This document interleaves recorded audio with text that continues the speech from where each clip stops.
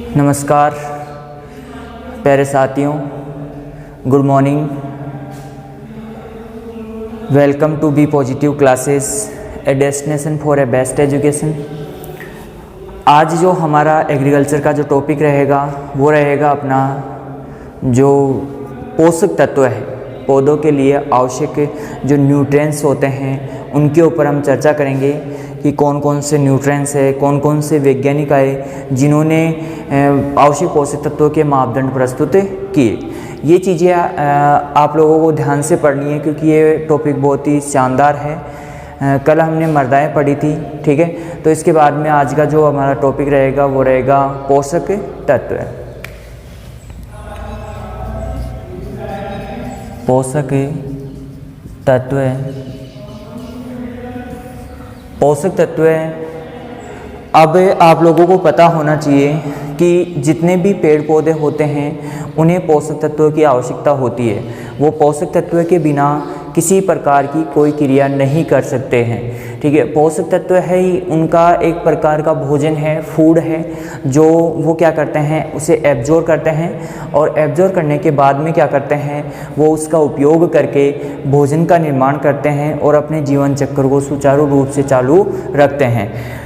हमारी पृथ्वी पर पौधे ही एकमात्र ऐसे जीव हैं जो अपना स्वयं का भोजन स्वयं उत्पादित करते हैं और उसका उपयोग करते हैं, और बाकी किसी प्रकार का कोई जीव पृथ्वी पर उपस्थित नहीं है जो स्वयं का भोजन स्वयं बनाए और स्वयं ही उसका उपभोग करें, ठीक है। जैसे हम मान सकते हैं कि ये जो पौधे होते हैं ये स्वपोषी प्रकार के होते हैं। कैसे होते हैं? स्वपोषी प्रकार के होते हैं। ये क्या करते हैं कि वायुमंडलीय CO2 को, वायुमंडलीय CO2 जल जिसे हम H2O कहते हैं, इसका उपयोग करते हुए क्लोरोफिल होता है, वर्णक होता है ये एक प्रकार का, ठीक है। क्लोरोफिल और सूर्य की किरणों से, सूर्य की किरणों से ये क्या बनाते हैं? भोजन का निर्माण करते हैं। ये भोजन का निर्माण करते हैं, ठीक है। तो ये जो भोजन का निर्माण कर रहे हैं इस भोजन में कौन कौन से तत्व उपस्थित है, ठीक है। विभिन्न प्रकार की इनकी उपापचय क्रियाएं होती है, मेटाबॉलिज्म क्रियाएं होती है, उनमें भी क्या चाहिए? इस प्रकार के ये पोषक तत्व चाहिए होते हैं, ठीक है। उनमें आवश्यक जो न्यूट्रिएंट्स है वो कहाँ से पौधे प्राप्त करते हैं? वो करते हैं जल के साथ मृदा से प्राप्त करते हैं। किसके साथ? जल के साथ मृदा से प्राप्त करते हैं। किसके साथ प्राप्त करते हैं? मृदा के साथ प्राप्त करते हैं, ठीक है। तो ये एकमात्र जो हमारी पृथ्वी के ऊपर जीव है वो क्या है? पादप है, प्लांट है, जो स्वयं का भोजन स्वयं बनाते हैं और उसका उपयोग करते हैं, तथा अन्य जो जीव है उनके लिए भी भोजन उत्पादित करते हैं, ठीक है। ये प्रकाश संश्लेषण की क्रिया द्वारा यहाँ पर CO2 का एब्जॉर्प्शन करते हैं और O2 को क्या करते हैं? निष्कासित करते हैं। और ये O2 क्या होती है? जो जितने भी प्राणी होते हैं उनके लिए जीवनदायिनी मानी जाती है, ठीक है। तो इस प्रकार से ये पौधे क्या करते हैं? पादप जो होते हैं पृथ्वी पर संतुलन बनाए रखने का कार्य भी करते हैं। अब पृथ्वी पर संतुलन सबसे पहले O2 का संतुलन बनाते हैं, और O2 का संतुलन बना रहता है तो आपके जो प्राणी होते हैं उनको O2 अवेलेबल होते रहते हैं, तो प्राणियों का संतुलन भी बना रहता है, ठीक है।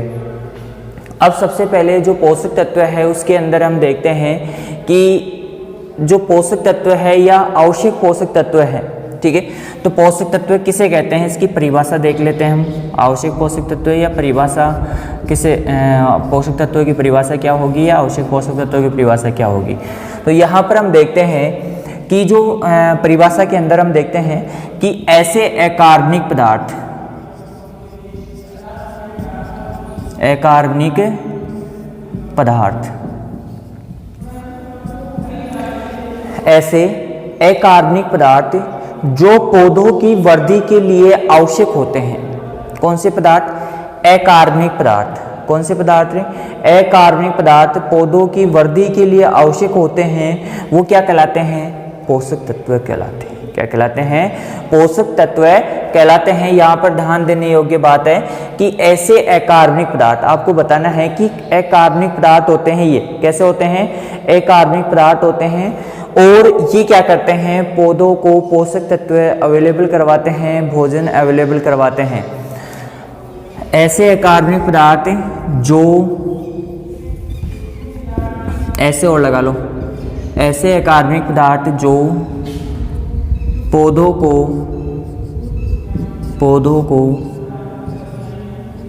को मृदा से प्राप्त होते हैं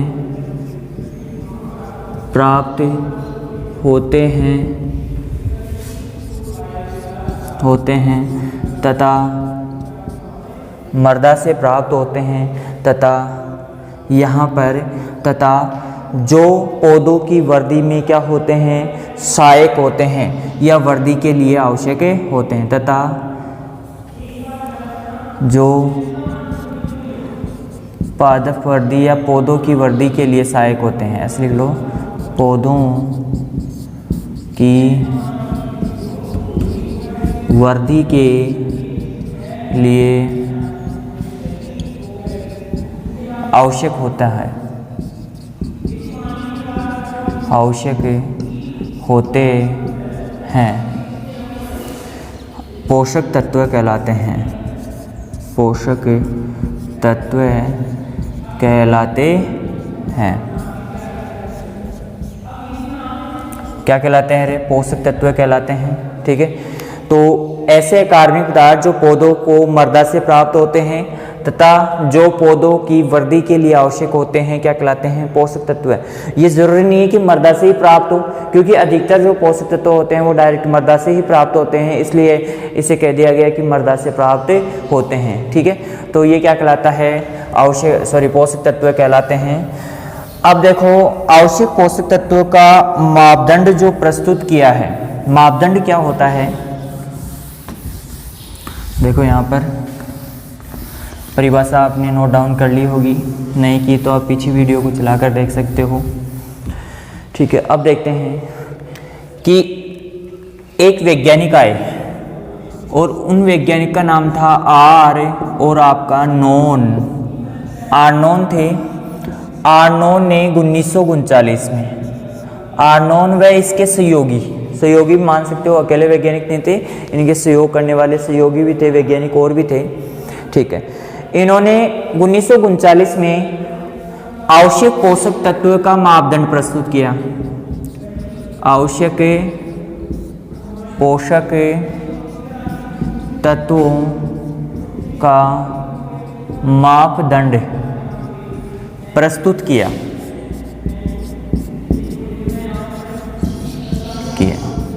किन्होंने? आर्नोन व इनके सहयोगियों ने। ठीक है, मापदंड प्रस्तुत कर दिया। मापदंड प्रस्तुत करने के पश्चात इन्होंने ये बताया, इन मापदंडों के आधार पर बताया कि पौधों के लिए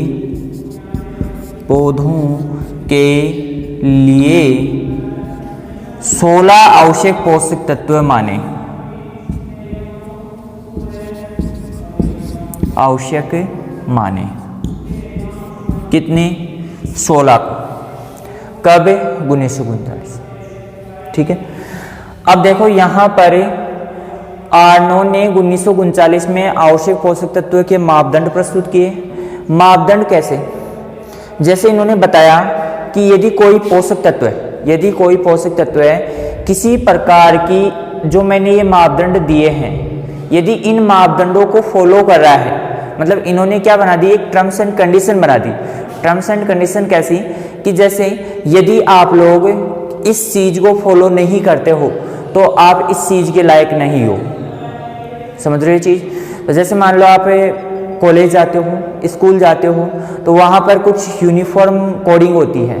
यूनिफॉर्म कोडिंग होती है, जैसे टाई बेल्ट होता है, ड्रेस कोडिंग होती है। ठीक है, तो ये जो कोडिंग होती है, यदि वो पहन के आप जा रहे हो तो कोई भी आपको पहचान के बता देगा कि ये स्टूडेंट जा रहा है।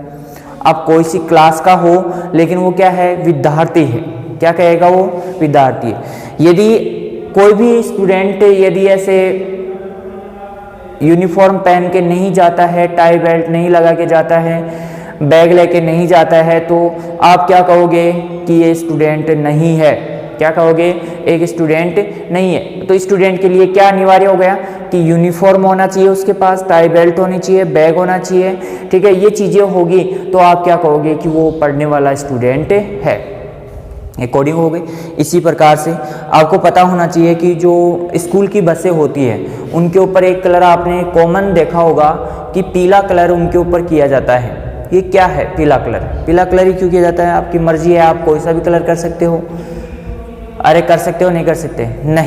नहीं कर सकते, क्योंकि पीला कलर क्या संकेत देता है कि ये कोई स्कूल या कॉलेज की व्हीकल है, मतलब वाहन है, जिससे हमें क्या करना है, सुरक्षित निकालना है इसको, इसके ऊपर कोई रिस्क नहीं लेनी है, मतलब जो भी आए उसको मतलब रास्ता देने का, इस प्रकार की, मतलब पहले से पहचान जाते हैं कि यहाँ स्कूल का व्हीकल है। क्या है? स्कूल का व्हीकल है। ये कोडिंग हो गई उसकी। क्या हो गई? कोडिंग। क्या आपको इससे पहले पता था ये चीज़? नहीं है तो कमेंट कीजिए, और है तो फिर कमेंट कीजिए कि हाँ सर ये बात हमें पता थी। अब देखो यहाँ पर kiतने पोषक तत्व आवश्यक माने? 16। इन्होंने मापदंड प्रस्तुत कर दिए और 16 आवश्यक पोषक तत्वों को माना इन्होंने, ठीक है। फिर इन्होंने जो मापदंड दिए थे उनमें कुछ खामियां लगी इनको। क्या लगी? खामियां। खामी किस में नहीं होती है? मेरे में नहीं है, आप में नहीं है, किस में नहीं है? खामियां सब में होती है, कमियां सब में मिलेगी आपको, ठीक है। अब इन्होंने ये बात कह दी, और इसके कहने के पश्चात इन्होंने 1954 में आर्नोन ने ही 1954 में क्या कहा कि इन्होंने कहा कि वही 16 पोषक तत्व आवश्यक है। पौधों के लिए आवश्यक पोषक तत्वों की संख्या कितनी है? 16 है। लेकिन इन्होंने कहा कि जो 16 आवश्यक पोषक तत्व है, लेकिन जो मापदंड मैंने दिए थे उनमें कुछ मिस्टेक थी, और उस मिस्टेक को इन्होंने क्या कर दिया, इस प्रकार यहाँ पर पूरा किया, ठीक है। तो मापदंडों में संशोधन किया, मापदंडों में संशोधन किया। हाँ देखो, इन्होंने संशोधन किया, और संशोधन क्या किया ये हम मापदंड ही पढ़ेंगे डायरेक्ट यहाँ पर, ठीक है। तो यहाँ पर जो 3 मापदंड थे उनके बारे में यहाँ पर पढ़ते हैं। जो पहला मापदंड है वो क्या कहता है? पहला जो मापदंड है वो कहता है कि यदि कोई पोषक तत्व है, क्या है? कोई पोषक तत्व है और उसकी कमी हो गई, मान लो कोई भी पोषक तत्व है और उसकी क्या हो गई? कमी हो गई। जैसे मान लो कि यदि जंतुओं में देखें तो प्रोटीन की यदि किसी में कमी हो जाती है, तो जो छोटे बच्चे होते हैं उनमें प्रोटीन की कमी हो जाती है, तो मेरेसम और क्वासिओरकोर जो रोग होते हैं वो उत्पन्न हो जाते हैं। इसी प्रकार से यदि विटामिन ए की कमी हो जाती है मनुष्य में, तो रतौंधी नामक रोग उत्पन्न हो जाता है। इसी प्रकार से विटामिन बी की कमी हो जाती है, तो उसमें किस प्रकार का रोग हो जाएगा? आपका बेरी रोग हो जाएगा। इसी प्रकार सी की कमी हो जाएगी तो स्कर्वी रोग हो जाएगा। तो उस रोग के कारण क्या आप अपना जीवन चक्र पूरा कर लोगे? नहीं। इसी प्रकार से यदि आपके शरीर में विटामिन ई की कमी हो जाती है तो आपकी त्वचा एक तो बेकार हो जाएगी, इसके साथ साथ आप में बांझपन उत्पन्न हो जाएगा। तो ये चीज़ें होती है। तो आपके जो पोषक तत्व हैं वो उनकी उपस्थिति अनिवार्यता किसके आधार पर है कि आपके शरीर में किसी न किसी प्रकार का कार्य कर रहा है, वो प्रत्यक्ष रूप से। देखो, 2 चीज़ें चलती है, एक प्रत्यक्ष और एक अप्रत्यक्ष चलती है। तो प्रत्यक्ष क्या होता है, प्रत्यक्ष क्या होता है? तो प्रत्यक्ष से जो ऐसी चीज़ जो आप सामने कर रहे हो, जैसे मान लो आपको क्या करना है, बाजार से कोई सामान मंगवाना है, आपके पापा गए हुए हैं या चाचा गए हुए हैं, या मान लो कोई चाचा का कोई जानकार है, तो आपने किसको कहा? चाचा जी को कहा, पापा को कहा। तो पापा ने कॉल किया किसको? किसी दूसरे को, मतलब आपने कहा किसको? सॉरी, ठीक है। ये अनैच्छिक क्रियाएं हैं, ये चलती रहती है, ये रुकती नहीं है, ठीक है। देखो यहाँ पर आपने किसको कहा? पापा को कहा। पापा ने किसको कह दिया? एक तीसरे व्यक्ति को, तीसरे पर्सन को कह दिया। आपकी जो वस्तु मंगवाई गई वो तीसरे व्यक्ति से, आप तक डायरेक्ट वस्तु आई क्या? नहीं आई, वो पापा के पास वगैरह पहुंची और पापा से आपके पास पहुंची। इसका मतलब आपने अप्रत्यक्ष तौर पर उस वस्तु का, और आपने कहा कि पापा ने ही वो वस्तु दे दी आपको, तो वो क्या हो गई? प्रत्यक्ष रूप से आपके पास पहुंची है। प्रत्यक्ष रूप से क्या हुई है? आपके पास। तो कोई भी बात कहनी हो तो ये चीज़ें होती है। तो यहाँ पर एक तो बात हम डायरेक्ट हम एक किसी से कहें, और एक कहें कि मैंने कहा इसको और उसने जाकर उसको बताया, या उसने बताया उसको और उसने बताया उसको, फिर वो बात वहाँ पर उस जगह पहुँची। तो ये चीज़ें होती है। अब मैं आपको प्रत्यक्ष पढ़ा रहा हूँ या अप्रत्यक्ष तौर पर, बताओ। मैंने पहले क्या किया? वीडियो रिकॉर्डिंग की। वीडियो रिकॉर्डिंग होने के पश्चात मैंने क्या किया? आपको ये मैंने YouTube पर अपलोड किया। इसको YouTube पर अपलोड होने के पश्चात ये वीडियो आप तक पहुंचा है, ठीक है। फिर आपने सर्च किया इसको, फिर वापस से आपके पास पहुंचा है। तो इस प्रकार से मैं आपसे प्रत्यक्ष पढ़ा रहा हूँ, अप्रत्यक्ष तौर पर मैंने पढ़ाना था वो पढ़ा दिया है, और जिस समय मैं पढ़ा रहा हूँ उस समय आप मेरे को नहीं देख सकते, तो ये कौन सा हो गया? अप्रत्यक्ष तौर पर हो गया, ठीक है। मापदंड प्रस्तुत किए। इन्होंने कहा कि यदि किसी पौधे में किसी तत्व की कमी हो जाती है, किसी पोषक तत्व की कमी हो जाती है, तो वो अपना जीवन चक्र पूरा नहीं कर पाएगा। पहला मापदंड क्या कह रहा है कि यदि किसी पोषक तत्व की कमी हो जाए, तो वहाँ पर कमी के कारण, यदि किसी पोषक तत्व की कमी हो जाए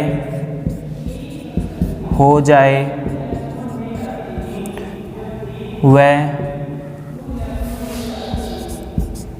उस कमी के कारण पादप अपना जीवन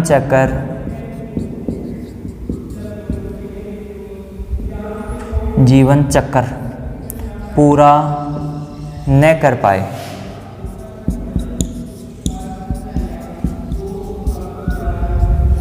पहला मापदंड कंप्लीट हो गया। मतलब उस पोषक तत्व की, मतलब यह है, यहाँ पर आप सोच सकते हो इसके बारे में कि यदि किसी पोषक तत्व की कमी हो जाए तो पौधा अपना जीवन चक्र पूरा नहीं कर पाएगा, पादप अपना जीवन चक्र पूरा नहीं कर पाता है। ये पहला मापदंड कहता है। आपको ध्यान रखना है कि ऐसे कौन कौन से तत्व हैं जिनकी कमी के कारण पौधा अपना जीवन चक्र पूरा नहीं कर पाता है या बीच में ही नष्ट हो जाता है, ठीक है। तो ये है, जैसे मान लो आपके कितने पोषक तत्व हैं? 16। किसके अनुसार? आर्नोन के अनुसार। लेकिन एक तत्व की बाद में खोज की गई थी, वो मैं अभी लिखाऊंगा यहाँ पर, ठीक है। ये हो गया पहला मापदंड। इसके बाद में दूसरा मापदंड क्या कहता है कि दूसरा मापदंड कहता है कि आपके जैसे कोई भी उपापचय क्रियाएं होती है, मेटाबॉलिज्म क्रियाएं होती है। जैसे मेटाबॉलिज्म क्रियाएं आपकी, जैसे आपने भोजन खाया, भोजन खाने के बाद में पाचन हुआ, पाचन होने के बाद में एब्जॉर्प्शन हुआ, एब्जॉर्प्शन होने के पश्चात आपके जो भोजन है वो फूड है वो कहाँ पे पहुँचा? आपकी सेल्स में, और सेल्स ने उसका क्या किया? विघटन किया। विघटन करने के पश्चात क्या किया? वहाँ पर एनर्जी प्रोड्यूस की, और एनर्जी प्रोड्यूस करने के पश्चात आपकी एनर्जी क्या हुई? आपकी क्रियाओं में खर्च होने लगी।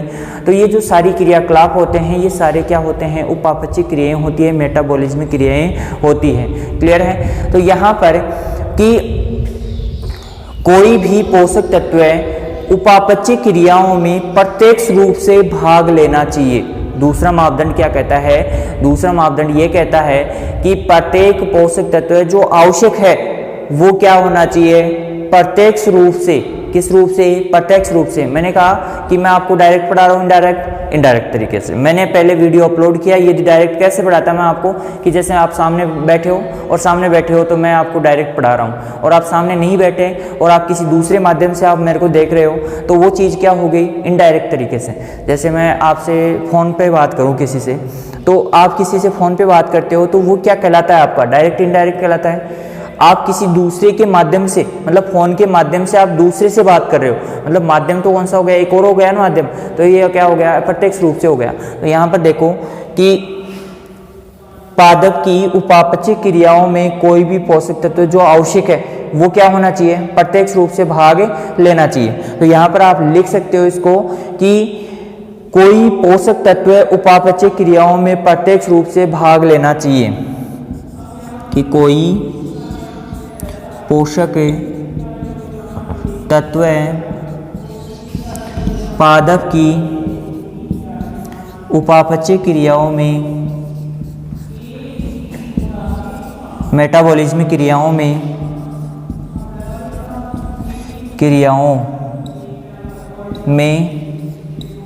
प्रत्यक्ष भाग लेना चाहिए।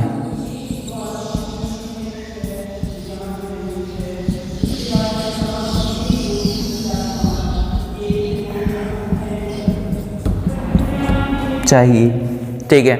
देखो, यदि किसी पोषक तत्व की कमी हो जाए वह उस कमी के कारण पादप अपना जीवन चक्र पूरा नहीं कर पाए, या उसकी कमी के कारण पादप अपना जीवन चक्र पूरा नहीं कर पाए।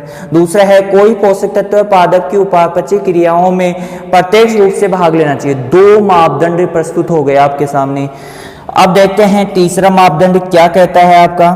देखो यहाँ पर तीसरा मापदंड यही कहता है आपका कि कोई भी मान लो कोई भी पोषक तत्व है कि उसकी कमी के लक्षण प्रत्यक्ष होने चाहिए, कमी के लक्षण निर्धारित होने चाहिए, प्रत्यक्ष होने चाहिए, और उसके लक्षण निश्चित होने चाहिए। ऐसा नहीं कि एक बार तो कमी हो गई उसके कारण दूसरे लक्षण हो, जैसे पीली पत्तियां हो गई, दूसरी बार कमी हुई तो ग्रीन पत्तियां हो गई, ज़्यादा ग्रीन, अधिक ग्रीन हो गई पत्तियां, या सरसता समाप्त हो गई। ऐसे लक्षण बार बार अलग अलग प्रकार के उत्पन्न नहीं होने चाहिए, किसी प्रकार के लक्षण विशिष्ट होने चाहिए। किसी पोषक तत्व के लक्षण क्या होने चाहिए, कमी के लक्षण विशिष्ट होने चाहिए। किसी पोषक तत्व की कमी के लक्षण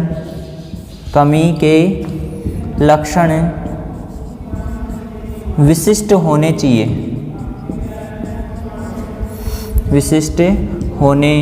चाहिए, आप ये बात कह सकते हो। क्या होने चाहिए, विशिष्ट होने चाहिए। विशिष्ट का मतलब जैसे मान लो नाइट्रोजन है, नाइट्रोजन की कमी होते ही पादपों में सरसता समाप्त हो जाती है। सरसता समाप्त होने के साथ साथ उसमें क्या हो जाएगी, आपकी जो ग्रीनता होती है या हरिमहीनता जिसे कहते हैं, हरिमहीनता उत्पन्न हो जाती है। किसकी कमी के कारण, नाइट्रोजन की कमी के कारण। एक तो सरसता चली जाती है और ये क्या चला जाता है आपका जो हरिमहीनता होती है वो रोग उत्पन्न हो जाता है, मतलब पत्तियां पीलापन लेने शुरू हो जाती है। ठीक है, तो ये क्या है, किसी पोषक तत्व की कमी के लक्षण क्या होने चाहिए, विशिष्ट होने चाहिए। क्या होने चाहिए, विशिष्ट होने चाहिए। अब यहाँ पर यदि हम विशिष्ट होने चाहिए तो मान लो इसकी जगह मैं फास्फोरस को डाल दूं, नाइट्रोजन की कमी हो गई और मैं फास्फोरस दे रहा हूँ, मतलब डीएपी के रूप में दे रहा हूँ, या फिर फास्फोरस रॉक फॉस्फेट दे रहा हूँ। तो यहाँ पर आपने रॉक फॉस्फेट डाला है, उसमें क्या फॉस्फेट से वो हरिमहीनता दूर हो जाएगी, नहीं। अर्थात इसका मतलब ये हुआ कि उसकी जो पोषक तत्व है वो ही उसकी पूर्ति कर सकता है, दूसरा पोषक तत्व उसकी पूर्ति नहीं कर सकता। यहाँ पर आपको ध्यान देने योग्य बात है कि यहाँ पर अर्थात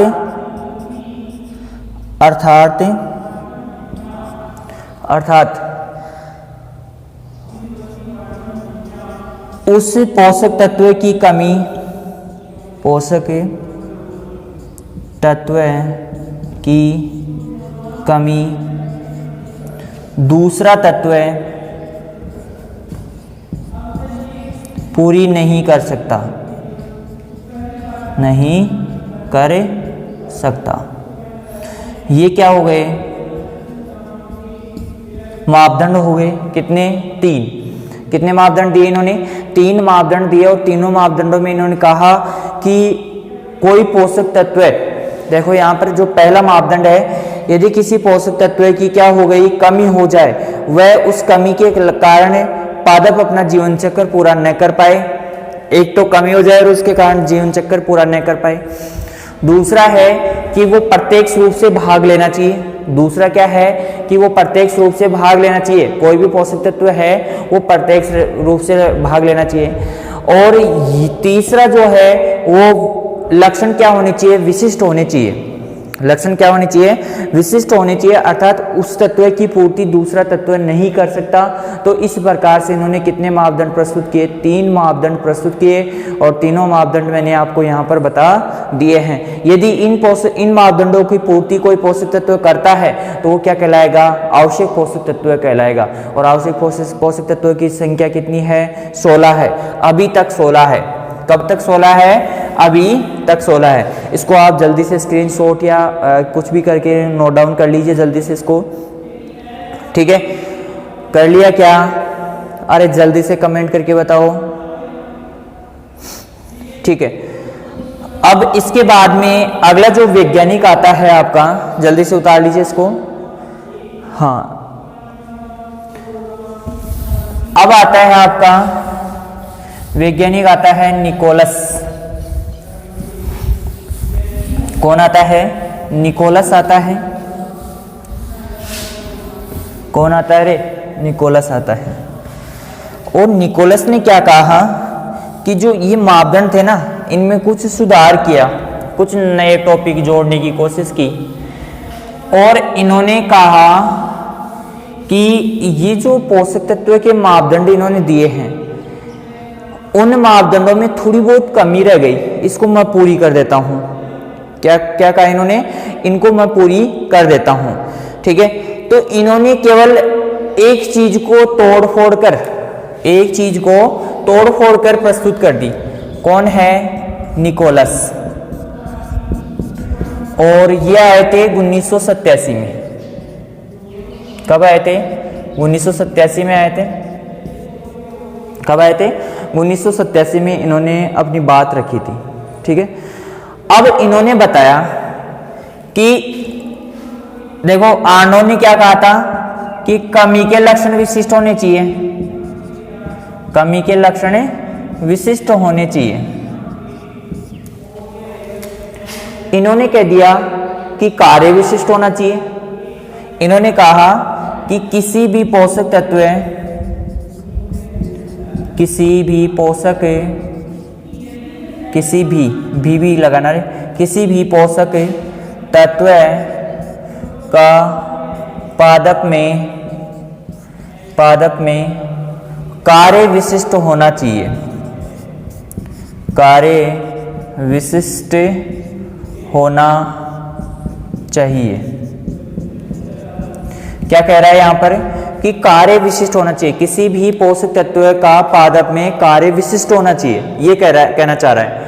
इसने क्या कहा था, निकोलस ने, सॉरी आर्नोल्ड ने क्या कहा था, आर्नोल्ड ने कहा कि कमी के लक्षण विशिष्ट होने चाहिए, और ये कह रहा है कि कार्य विशिष्ट होना चाहिए। कार्य विशिष्ट मतलब यदि हम यहाँ पर ये और ये चीज दोनों सेम है, इसी चीज को तोड़फोड़ कर इसने नया एक तरीका निकाल लिया और नई चीज बता दी।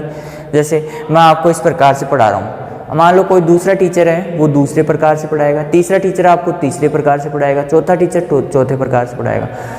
मेरा क्या तरीका है, दूसरे टीचर का क्या तरीका है, ये चीज़ें आपको जब आप पढ़ोगे तब पता चलेगा कि हाँ इसमें इतना अंतर है, इसमें इतना, चीज़ें वही बताई जाती है, चीज़ें वही बताई जाती है, पढ़ाने का तरीका अलग अलग होता है। किसी भी पोषक तत्व का मापदंड, सॉरी तत्व का पादप में कार्य विशिष्ट होना चाहिए। अब कार्य विशिष्ट होगा तो उस तत्व की पूर्ति वही तत्व कर सकेगा, दूसरा तो कर ही नहीं सकेगा, क्योंकि कार्य विशिष्ट, विशिष्ट का मतलब उसी तत्व के कारण वो कार्य हुआ है, अन्यथा कार्य नहीं होता। जैसे मैं कहूँ कि यहाँ पर आपके पादपों में तो ये हो गया, चलो पोषक तत्व हो गए। मान लो मैं कहूँ आपको कि पढ़ाएगा कौन, आपको टीचर पढ़ाएगा, कौन टीचर पढ़ाएगा, तो ये क्या है, एक कार्य विशिष्ट हो गए। क्या स्टूडेंट कभी पढ़ा सकता है, हाँ पढ़ा सकता है, लेकिन वो कब, जब उसकी क्वालिफिकेशन हो जाए, कंप्लीट हो जाए, मान लो जो भी है उसकी क्वालिटी है वो पूरी कंप्लीट कर ले, और वो जो बीएड है उसका पाठ्यक्रम पूरा कर ले, उसके बाद में वो क्या कर सकता है, पढ़ा सकता है। लेकिन जो विशिष्ट लक्षण है वो क्या है, टीचर का क्या है, पढ़ाने का, स्टूडेंट का क्या है, पढ़ने का। क्या स्टूडेंट टीचर को पढ़ा सकता है या टीचर स्टूडेंट को पढ़ा सकता है? टीचर स्टूडेंट को पढ़ा सकता है, स्टूडेंट टीचर को नहीं पढ़ा सकता। हाँ, पढ़ा सकता है, वैसे बात हम अलग चीज़ है, लेकिन ओहदे पर बात करें तो ओहदे पर हम विशिष्ट लक्षण होंगे इनके, ठीक है। तो इसी प्रकार से आपके किसी भी पोषक तत्व के पादप में कार्य क्या होना चाहिए? विशिष्ट होना चाहिए। अब उस तत्व की कमी को पूरा कौन नहीं कर सकता? अन्य पोषक तत्व नहीं कर सकते उस कमी को पूरा, ठीक है। ये चीज़ तो इसमें आई, वही चीज़ इसमें आ जाएगी। क्लियर है? तो ये हो गई आपकी, निकोलस ने ये बात कह दी। इन्होंने मापदंडों में सुधार किया और सुधार करने में क्या कहा कि किसी भी पोषक तत्व का पादप में कार्य क्या होना चाहिए? विशिष्ट होना चाहिए। बाकी सारी बातें वैसी की वैसी रख दी। चाहे से आप लिखना चाहो तो इनको वापस लिख सकते हो, एक लाइन तो ये लिख लो और टोटल कितने मापदंड हो जाएंगे? 4 मापदंड हो जाएंगे आपके, ठीक है। अब इसके बाद में अगला वैज्ञानिक जो आया आपका वो है ब्राउन जी आए हमारे। और ब्राउन जी ने क्या कहा? ब्राउन जी ने एक चीज ऐड कर दी इसमें। आवश्यक पोषक तत्वों की संख्या 16 थी, 16 को कितना कर दिया? 17 कर दिया। और किसकी खोज की? निकिल की खोज की। और निकिल को आवश्यक पोषक तत्व कह दिया, आवश्यक पोषक तत्व कहा। अब टोटल आवश्यक पोषक तत्वों की संख्या कितनी हो गई? आवश्यक पोषक तत्वों की संख्या, आवश्यक पोषक तत्वों की संख्या कितनी हो गई? यहाँ पर 17 हो गई। 16 पहले थे और 17 हो गए, ठीक है। अब देखते हैं कि आवश्यक पोषक तत्व कौन कौन से हैं, कितने हैं, किस प्रकार से हैं। तो यहाँ पर आप लिख सकते हो आवश्यक पोषक तत्व के नाम, आप हेडिंग डाल सकते हो यहाँ पर, आवश्यक पोषक तत्व के नाम डाल सकते हो यहाँ पर। अब आवश्यक पोषक तत्व कौन कौन से हैं उनके क्लासिफिकेशन करेंगे हम, ठीक है। आज मैं आपको केवल नाम लिखवाऊंगा कि कौन कौन से पोषक तत्व है आवश्यक पोषक तत्व है। तो नाम आप कल तक रेडी रखिएगा, फिर वर्गीकरण करेंगे, वर्गीकरण क्लासिफिकेशन करेंगे। तो उसमें क्या होगा कि आपकी इजीली रहेगा, थोड़ा सा आपको समझ में ज़्यादा आएगा, ठीक है। तो ये चीज़ है। यहाँ पर हम नाम पढ़ते हैं सबसे पहले। तो नाम के साथ साथ मैं कुछ और लिखवा देता हूँ इसमें, फिर क्लासिफिकेशन और कर लेंगे आपके। यहाँ पर लिख लो पोषक तत्व, पोषक तत्व। फिर यहाँ पर लिख लो आयनिक रूप, आयनिक रूप। और यहाँ पर लिख लो गैर आयनिक रूप।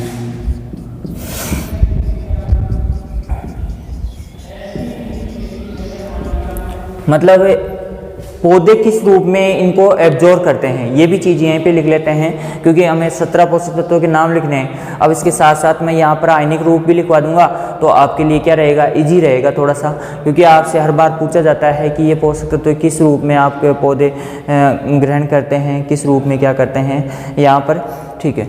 अब यहाँ पर सबसे पहले 3 पोषक तत्वों के नाम लिखवाऊंगा मैं, पहला, दूसरा और ये आपका तीसरा। 3 पोषक तत्व मैं यहाँ पर एक साथ लिखवा रहा हूँ, CHO,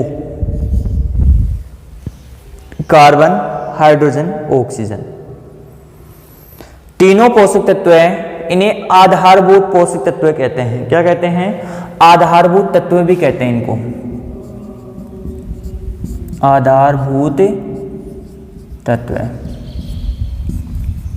तीनों को। देखो ये आयनिक रूप में भी नहीं है, गैर आयनिक रूप में भी नहीं है, किसी रूप में नहीं पाए जाते हैं। ये डायरेक्ट ही जल और आपका CO2 से प्राप्त हो जाते हैं।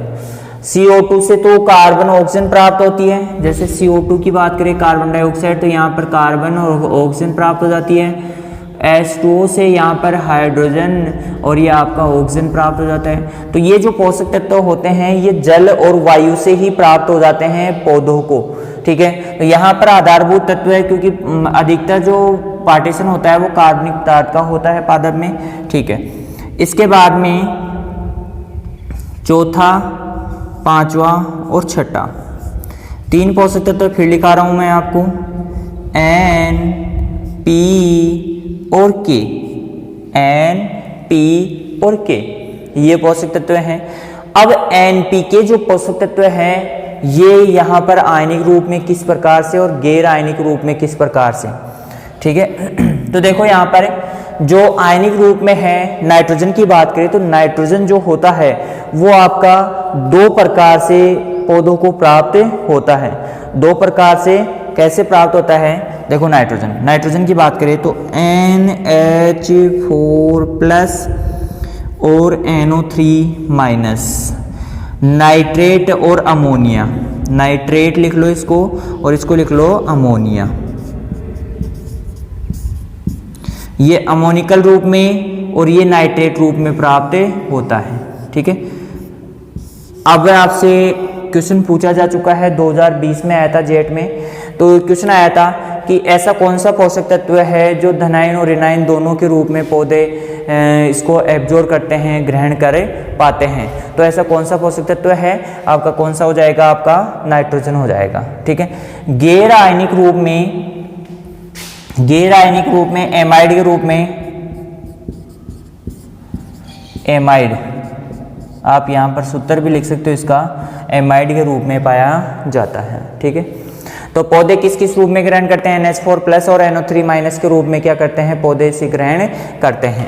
NPK, अब P की बात करते हैं तो यहाँ पर P होता है P H2PO4- HPO4-2 और PO4-3। देखो यहाँ पर ध्यान से देखना, H2PO4-2 और PO4-3, ठीक है। यहाँ पर इसके अंदर जो फास्फोरस है वो गैर आयनिक रूप में नहीं पाया जाता है, नहीं प्राप्त होता है। इसके बाद में यहाँ पर ये K+ हो जाता है, पोटास जो होता है वो K+ धनायन के रूप में पौधे एब्जॉर्ब करते हैं। इसके बाद में मैं आपको फिर से 3 तत्व लिखा रहा हूँ, देखो 4, 5, 6, 7 और ये 8 और ये 9, कैल्शियम, मैग्नीशियम और ये आपका सल्फर, कैल्शियम, मैग्नीशियम और ये आपका सल्फर। तो कैल्शियम होता है Ca, मैग्नीशियम होता है Mg और ये आपका सल्फर होता है SO4-2, ठीक है।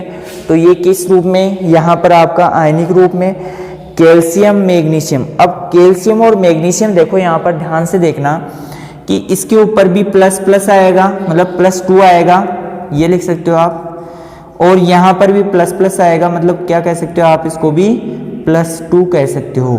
मैग्नीशियम भी धनायन के रूप में और कैल्शियम भी धनायन के रूप में यहाँ पर पौधों को प्राप्त होता है। कितने पोषक तत्व हो गए, ये हो गया आपके कितने, 9 हो गए। अब जो सल्फेट होता है, ये सल्फर होता है, वो गैर आयनिक रूप में आपके किस रूप में, देखो आपके मैंने लिखवाया होगा या पढ़ा होगा आपने कि जो SO2 गैस के रूप में, यहाँ पर गैर आयनिक रूप में SO2 गैस के रूप में, ठीक है, SO2 गैस के रूप में भी यहाँ पर पौधे को प्राप्त होता है गैर आयनिक के रूप में, ठीक है। ये कितने पोषक तत्व हो गए आपके, 9 हो गए, 9 कंप्लीट हुए आपके गैर आयनिक रूप और आयनिक रूप के, ठीक है। इसके बाद में आगे लिखाता हूँ मैं 10वां, 11वां और ये आपका 12वां। दिख तो रहा है ना आपको, हाँ दिख रहा है अभी तक तो, ठीक है। अब इसके बाद में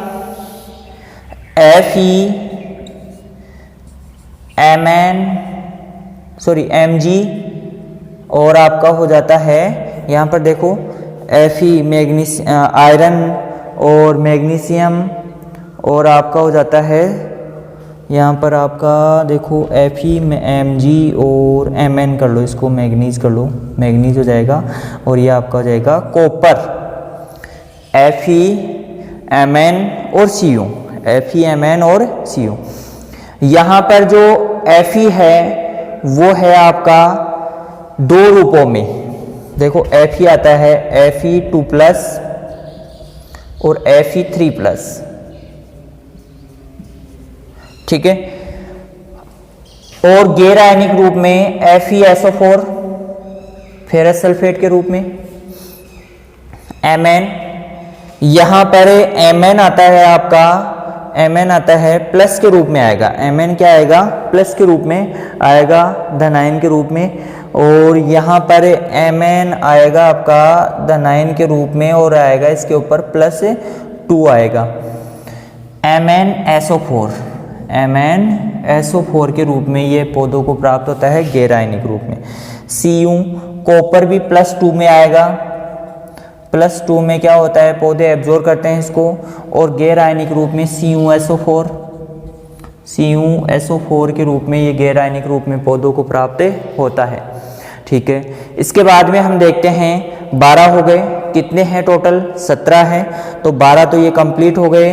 और अब आपके कितने रह गए, 12 और 5 17, तो 5 मैं ऊपर लिख रहा हूँ, इसको नोट डाउन कर लीजिए जल्दी से, आयनिक और गैर आयनिक दोनों रूपों में। तो सारे दिख रहे हैं, नहीं दिख रहे हैं, मैं देख तो लूँ एक बार, हाँ दिख रहे हैं। CuSO4 आपका हो गया, ठीक है, कंप्लीट है आपका, ठीक है। उतारिए इसको जल्दी से, नोट डाउन कीजिए, स्क्रीनशॉट ले सकते हो आप, कुछ भी ले सकते हो, लेकिन नोट्स अपने स्वयं के बनाते जाना, वरना फिर दिक्कत हो जाएगी आपकी। चलो ये हो ही गया, ये हो ही गया आपका, ये हो ही गया। अब इसके बाद में हम पढ़ते हैं आगे वाले पोषक तत्व, ठीक है। 12 हो गए, 12 के बाद में 12 के बाद में हो जाएगा 13, 14 और ये आपका 15, ठीक है। 16 और 17 और आ जाएगा, ऊपर लिख लेता हूँ इसको, 15 को यहाँ पर लिख देते हैं, ठीक है। 12, 13, 14, 15, ठीक है। अब यहाँ पर अगला जो पोषक तत्व है, कॉपर तक अपना कंप्लीट हो गया है, ठीक है। जिंक, बोरॉन और एमो मोलिब्डेनम, देखो जिंक, बोरॉन और एमो मोलिब्डेनम, तो आपको इसको यहाँ पर लिख सकते हो, मोलिब्डेनम बोलते हैं इसको, ठीक है।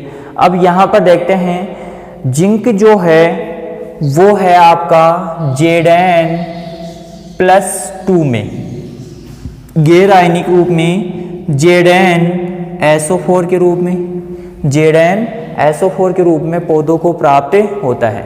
अब बोरॉन की यहाँ पर बात करते हैं, बोरॉन होता है यहाँ पर